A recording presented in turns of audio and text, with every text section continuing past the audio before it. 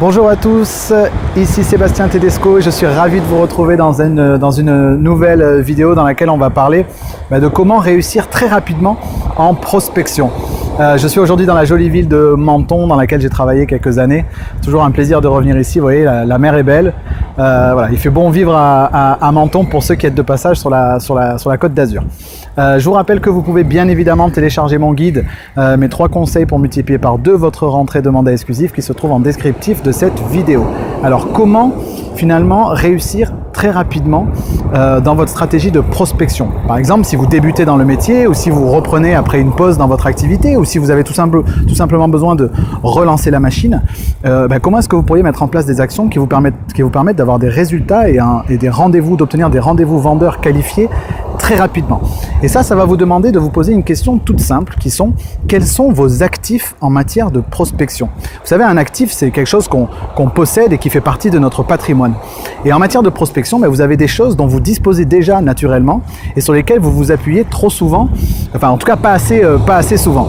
On a cette capacité quand on est conseiller immobilier à mettre des trésors de créativité pour créer des supports de prospection. Alors je vois plein de conseillers faire des superbes flyers avec des cerfs, des surfeurs pour dire vendez en toute tranquillité, des petits chiens, des petits chats. Enfin, on est tous très forts pour devenir agence de communication quand il s'agit de mettre en place des supports de prospection alors qu'on a déjà de l'or entre ses mains. La toute première vidéo que j'avais tournée sur cette chaîne YouTube, c'était une vidéo qui s'appelait « Votre première vente est dans votre smartphone ». Et je veux insister sur cette notion-là. Vous avez aujourd'hui des actifs dont vous disposez en prospection, y compris si vous débutez dans le métier. Et ces actifs, quels sont-ils? Ce sont essentiellement des moyens de communication, et vous avez tous un téléphone, une boîte email, un outil comme Word pour taper des courriers, vous avez des réseaux sociaux, vous avez tout ce qu'il faut en matière de mode de communication pour communiquer sur votre activité. Et vous avez ensuite des gens que vous connaissez, qui tournent autour de vous, qui gravitent autour de vous de près ou de loin et sur lesquels vous pouvez d'ores et déjà vous appuyer. Quand je fais cet exercice de quels sont vos actifs actuels en matière de prospection, en formation, je me retrouve avec des gens qui ont 300 contacts dans leur répertoire téléphonique, 200 adresses email dans leur répertoire Gmail, 500, 1000 personnes sur leurs réseaux sociaux.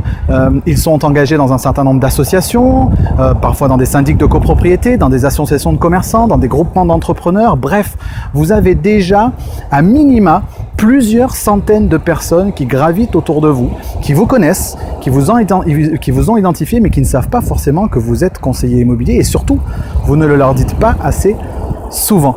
Donc voilà ce que je voulais que vous conseiller aujourd'hui. Vous allez, j'allais dire à intervalles réguliers, revenir en contact avec ces gens-là qui gravitent autour de vous, toujours en étant dans cette logique d'apport de valeur. Quelle est la question principale qu'on vous pose systématiquement quand vous êtes en société ? Comment va le marché, quelle est l'évolution des prix, des taux d'intérêt, etc.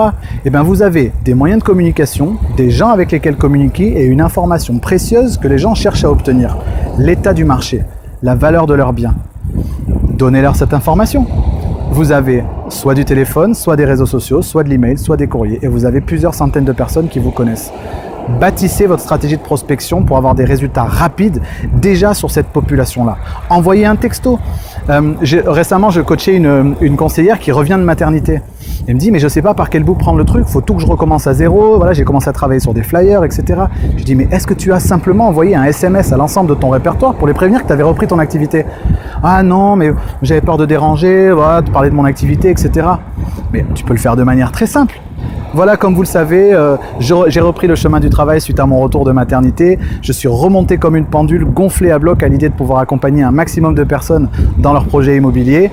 Si vous connaissez des personnes qui cherchent à savoir combien vaut leur appartement ou qui ont des projets immobiliers dans le courant de l'année 2019, n'hésitez pas à me les envoyer. Je serai ravi de les accompagner dans ce moment si important. Merci, au revoir.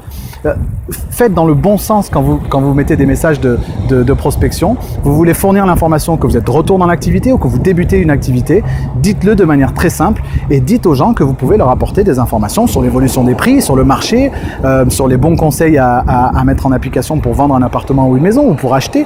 Et vous avez rien à demander, vous avez tout à offrir, je vous le dis systématiquement. Vous voulez réussir rapidement en prospection, Quels sont vos actifs? Voilà la question que je voulais vous poser aujourd'hui. Quels sont vos actifs actuels en matière de prospection et sur lesquels vous pouvez bâtir des choses? Des associations dans lesquelles vous êtes impliqués et des répertoires téléphoniques, email, réseaux sociaux auprès desquels vous pouvez communiquer. Et ensuite, vous pouvez mettre en place des stratégies plus long terme pour aller toucher de nouvelles personnes. Mais déjà, bâtissez autour de ça. Voilà ce que je voulais partager avec vous aujourd'hui. J'espère que cette vidéo vous a plu. Dites-moi quels sont vos actifs aujourd'hui en matière de prospection en commentaire. Abonnez-vous à cette chaîne si vous voulez recevoir automatiquement toutes les prochaines vidéos. J'y parle prospection et rentrée de mandat exclusif, rien que pour vous. Moi, je vous dis à très très vite. Je vous souhaite une belle semaine et d'ici là, be good, be different et be yourself. Ciao.